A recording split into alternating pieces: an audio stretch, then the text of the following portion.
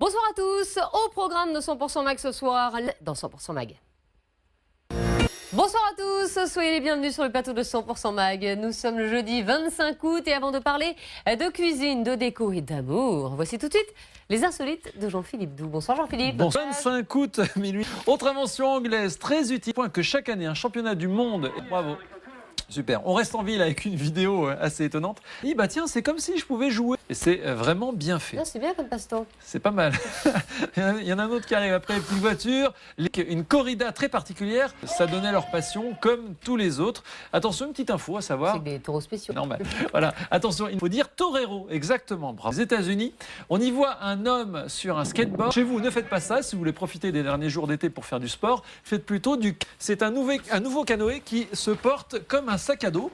Donc descendre une rivière et plutôt que de remonter avec le canoë, eh bien après vous pouvez prendre le bus, le train avec le canoë sur le dos. Ça vaut un peu plus de 100 €. Ah bah. Voilà. Toutes les infos sont sur 100mag.fr. Exactement. D'accord, je pensais que c'était plus cher. Et on finit avec le dicton. Merci beaucoup, j'en fais amour de vacances lorsque chacun repart de son côté, parfois à des centaines de kilomètres l'un de l'autre. Nous, à 100% Mag, on a voulu vérifier justement l'exactitude de ce proverbe. On a donc choisi de suivre un couple qui vit son amour à distance. Ils s'appellent Céline et Antoine et ils sont amoureux depuis 4 ans, même si l'une vit à Villeurbanne et l'autre en Australie. Alors à quoi ressemble leur quotidien et comment font-ils pour entretenir la flamme alors qu'ils se voient seulement 2 fois par an? Réponse avec ce reportage plein de surprises de Sandrine Mercier. Bon, là je m'en vais, mais on s'appelle, on reste en contact.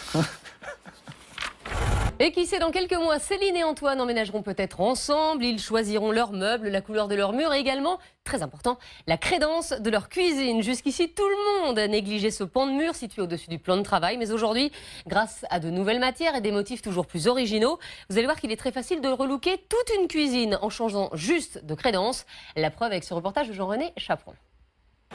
Et on va rester dans le domaine de la cuisine avec une sauce qui divise. Certains l'adorent et en mettent partout, tandis que d'autres ne peuvent pas la supporter. C'est la sauce piquante. Alors, quelle est la meilleure façon de la préparer et surtout, comment calmer une éventuelle brûlure si vous avez mangé trop de piment? Réponse avec ce reportage Caliente de Cyril Chaput. Et juste après, notre chroniqueur santé, Mickaël Zazoun, goûtera l'une des sauces les plus piquantes du monde. Et parmi toutes ces sauces piquantes, il y a celle-ci. Regardez, la Death Sauce, la sauce de la mort. Elle est présentée dans une boîte en forme de cercueil de très bon goût, réservée aux amateurs de sensations fortes. Et justement, cette sauce, on va la faire goûter à notre chroniqueur santé, Mickaël Zazoun. Avant votre chronique, Mickaël. Ça va peut-être la dernière. Ça va bien? Ravi. Je vous ai amené. Moi, je n'ose pas la goûter, elle me fait peur. Je pense que je vais me bouffer un tube de bien fine après. Alors, je vous ai amené, donc, on va prendre une petite lichette. Pas beaucoup, Estelle, pas beaucoup. Mais non, bah attendez, j'en mets quand même un petit peu. De mon conseil, j'ai quelques reflux gastro-œsophagiens. Une petite lichette. Non, vous Sur un rigolez. petit bout de pain. Alors, allez-y. Et vous en prenez pas, vous? Non, dans la sauce. Une fois plus piquante qu'un chili. Donc elle est très piquante. Voilà. Donc elle est très piquante, ça s'appelle la Death Sauce. Donc c'est ce que je ressens. C'est ce qu'on va faire? Non. Et ben on va. Et puis vous ferez votre chronique après. D'accord. Retour sur le plateau de 100% Mag avec Mickaël Zazoun, notre chroniqueur santé qui essaie de se remettre de ses émotions. A été vraiment aujourd'hui. Le journal de la c'est quasiment au monde dans tous les produits cosmétiques. Jusqu'à ce qu'une campagne de presse décrit le parabène. Un rapport publié par la très sérieuse, je vous dis, Commission européenne en charge de l'évaluation des risques, a confirmé que le parabène non seulement n'était pas dangereux, mais en plus était probablement plus sûr que tous les conservateurs utilisés aujourd'hui. Vous savez, dans les formules sans parabène, il y a des nouveaux conservateurs. Donc il ne faut plus prendre du sans parabène. Eh ben, vous pouvez prendre du parabène sans problème. Je vous donne une bonne nouvelle. Et si vous d'ailleurs, vous voulez écrire une critique sur le monde de la santé, mais prenez un bon avocat parce que vous avez dû suivre, a déclaré dans un magazine que le régime du professeur Cohen n'avait pas diffamé ses produits et a même condamné le professeur Ducamp à 3 000 € de procédure abusive. Tout est vrai? Non, pas du tout. Clairement, en gros, ça ne fonctionnait pas. Donc, le article du blog, immédiatement, c'est-à-dire qu'on prend un bout du foie et un bout du cœur. Donc, si un jour, Estelle, quelqu'un vous dit, fait un froid de canard, surveillez vos organes. C'est toujours plus sûr. Alors, la solution de foie de canard, quasiment plus grand-chose à la fin. Pour certaines personnes disent qu'il ne reste même rien du principe actif. C'est pour ça. Qu'est-ce que c'est? Je sais pas. Le nombre de bactéries qui sont dans le nombril. Nombril. Il y a 1400 bactéries dans le nombril, ça vous fait plaisir de le savoir, Estelle. Beaucoup, hein. Ça fait beaucoup. Et alors rapprocher mon nombril du vôtre. Oui. Pas trop près quand même. On peut se connaître mutuellement, enfin. Enfin, pour terminer, Estelle, est-ce que vous voyez une différence entre cette crème solaire et ce chocolat? Oui. Bravo.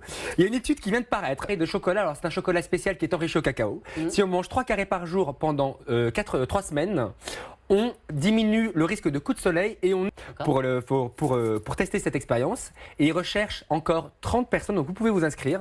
Vous serez payé pour aller payer pour manger quand même du chocolat au Québec. 30. bah ouais. Eh ben, écoutez, je vous inscris et c'est Céline bon pour Dion, vous. chocolat payé. Céline Dion, chocolat payé Québec. Formidable. Allez, au revoir. Et vous, Mickaël. Et puis vous le savez, tous les soirs cette semaine, nous vous racontons ce qu'ont fait les stars durant leurs vacances. Et ce soir, on va s'intéresser à l'été de Cindy Sander. Quelques jours avant de partir aux États-Unis, ne riez pas.